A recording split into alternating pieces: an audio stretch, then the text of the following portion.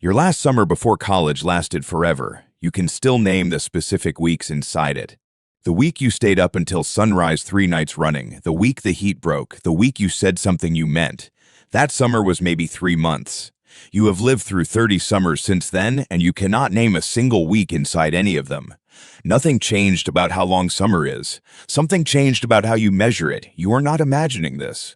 You are not getting worse at paying attention. Something structural happened to the way your brain accounts for time, and it started the moment you were born, and it has been accelerating every year since. And the explanation is almost certainly not what any researcher expected to find. For most of the 20th century, the standard answer was simple. Life gets busier. Adults have more responsibilities. More routine, more noise. Time feels fast because you are always rushing. But researchers tested that directly. They gave a 40-year-old and a 10-year-old the exact same free afternoon. Nothing to do, nowhere to be. The 40-year-old still burned through it faster. The busyness theory does not hold. So researchers looked deeper, and what they found was not about your schedule at all. Your brain does not experience time the way a clock measures it.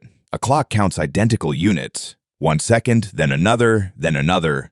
Your brain counts events, not events in the diary sense, events in the perceptual sense. Every time something new enters your awareness, a shift in light, a change in sound, a texture you have not touched before, your brain registers a mark. When you try to estimate how long something lasted, what you are actually doing is counting those marks. More marks, longer it felt, fewer marks, shorter. A child touching a doorknob for the first time is processing 20-odd distinct properties of that surface. The coolness, the smoothness, the slight give when pressed, the way the light catches the metal differently from the surrounding wall, the temperature difference between the knob and the air a centimeter away. A 40-year-old touches the same doorknob and processes essentially none of that. The brain already has the file. It closes the folder in about 40 milliseconds and moves on. Watch a 3-year-old walk into a room she has never seen before. She stops at the threshold. She rotates her head slowly, 30 degrees at a time. She walks to the window and presses her palm flat against the glass. She is not looking at anything in particular. She is encoding everything. Every surface, every angle of light, every unfamiliar smell gets its own moment of attention. She will spend 6 minutes in that room and feel like she spent 30. You walk into a hotel room, put your bag down, and look at your phone. You have logged the room. You are done with it. The room is now furniture. This is not laziness. It is efficiency.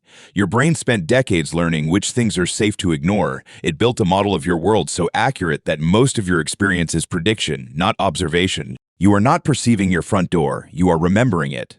And memories do not take up time the way new things do. In 1975, a psychologist at the University of Cincinnati named Robert Ornstein ran a set of experiments that reoriented how the field thought about duration. He played recordings to his subjects, some filled with repeated clicks, some with varying tones, some with dense, irregular patterns that shifted constantly.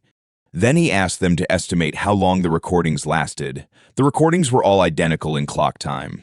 The subjects consistently rated the complex, varied ones as longer, not because more time passed, because more happened, in the perceptual sense. Ornstein called this the storage, size model of time. The more information your brain needs to encode during an interval, the longer that interval feels when you look back at it. And here is what follows directly. As you age, the world requires less new encoding, which means it leaves fewer marks, which means when you look back, the interval feels shorter. This is what is happening to your summers. When you were 9 years old, every week of summer contained things your brain had never processed before.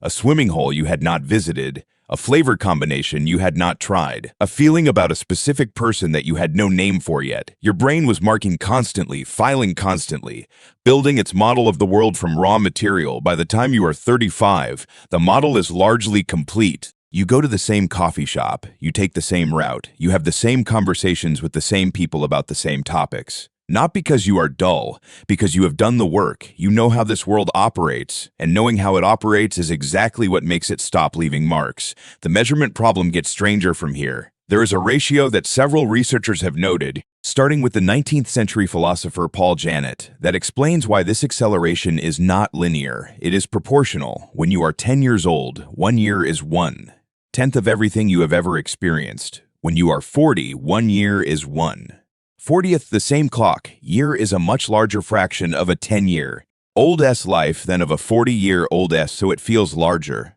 This means the acceleration did not begin in your 30s. It has been compounding since you were 2. The decade from 20 to 30 felt shorter than the decade from 10 to 20. The decade from 10 to 20, the decade from 30 to 40 will feel shorter still. And each subsequent year is a smaller fraction of a larger total processed by a brain that has grown more practiced at skipping. But here is where the research turns. Neuroscientist David Eagleman at Baylor College of Medicine spent years studying not why life feels fast in retrospect, but why it sometimes feels slow in the moment. He focused on high-stakes situations, car accidents, falls, events where people consistently report that time seemed to stretch, that they had time to think full sentences in what turned out to be about a tenth of a second. Eagleman wanted to know if the brain actually processes faster in those moments, if fear genuinely speeds up perception. So in 2007, he built a device he called a perceptual chronometer. It was a wristband with a number on a screen that flickered faster than the human eye could normally read. He took test subjects to an amusement park in Dallas and had them fall backward off a platform 60 feet onto a net, wearing the device. If their perception actually accelerated during the fall, they would be able to read numbers they normally could not. None of them could. Not a single subject. Time did not actually slow down. Perception did not speed up, but every single subject reported that the fall felt much longer than it was. What Eagleman found was that the slowness is a construction applied after the fact. In a dangerous situation, your brain turns on every recording system it has. The amygdala signals that this moment matters, so the brain encodes every detail, every texture of the harness against your shoulders, every sound as the platform fell away, every shift in air pressure, every mark, and when you look back at those 3 seconds, you find a memory far denser than a comparable 3 seconds from a Tuesday afternoon. Dense memory reads as long duration. The fear did not slow time, it filled it. This is the same mechanism that made your summers long, running in reverse. The most experienced brain, the most patterned, competent, most worldly brain, experiences the least time every optimization your nervous system has made to handle the world more smoothly, is another way of carving out a stretch that will, in retrospect, feel like almost nothing happened. Now, some researchers find this explanation incomplete, and they make a case worth sitting with. William Friedman at Oberlin College spent decades studying temporal memory and argued that the storage size model misses the actual mechanism. The reason recent events feel recent and distant ones feel distant, he said, is not about information density. It is about landmarks. Your memory is not a tape. It is a collection of anchors, specific events distinct enough to serve as fixed reference points.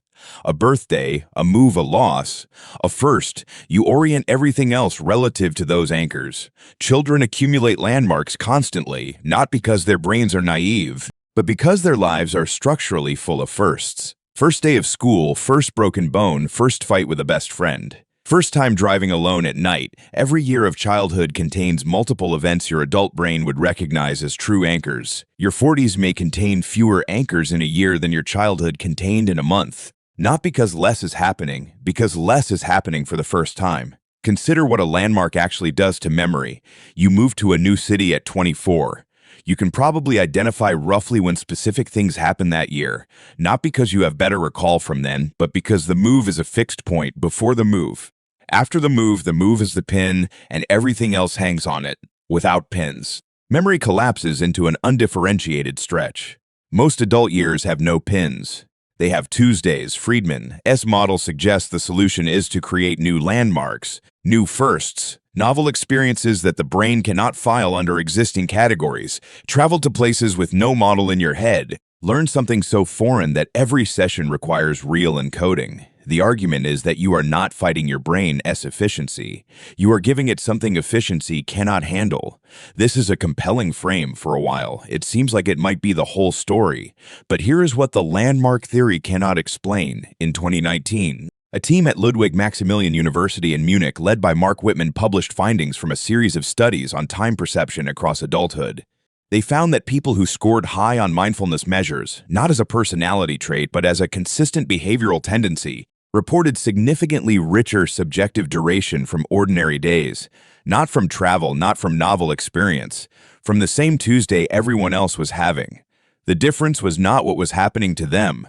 The difference was how many marks they were collecting from what was already there.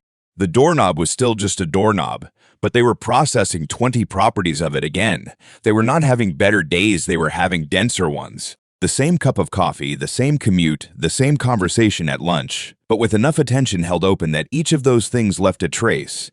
And a day made of traces, when you look back at it, does not collapse into nothing. Which means the acceleration is not primarily a consequence of life becoming repetitive. It is a consequence of perception becoming efficient. And efficiency is a choice your attention makes, thousands of times a day, in the direction of least resistance.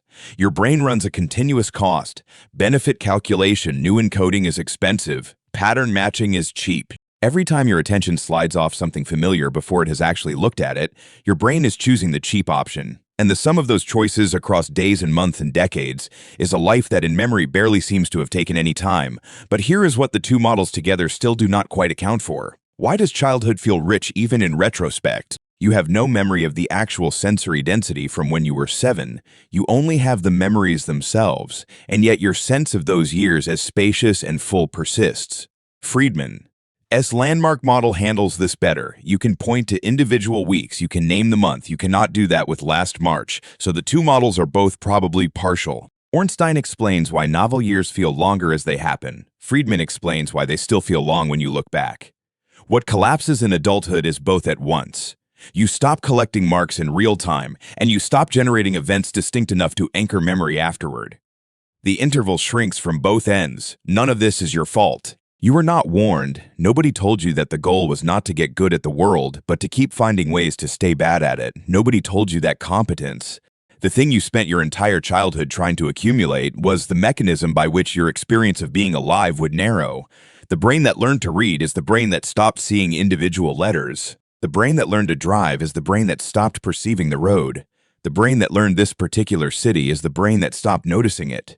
These are not failures. They are exactly what learning looks like, but they come at a cost that compounds quietly until one day you are trying to remember last June and finding almost nothing there. Eagleman, in his later writing, described what he called enriching the moment, not through action or travel, but through a specific quality of attention that refuses the shortcut.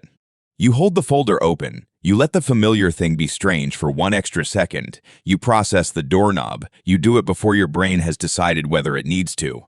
This is harder than it sounds. The folder closing is fast. It is automatic. It happens before you have made a choice about it. Your brain has very good reasons for it. Closing the folder is what allowed you to learn. It is what allowed you to be competent at the speed the world requires. It was the system working.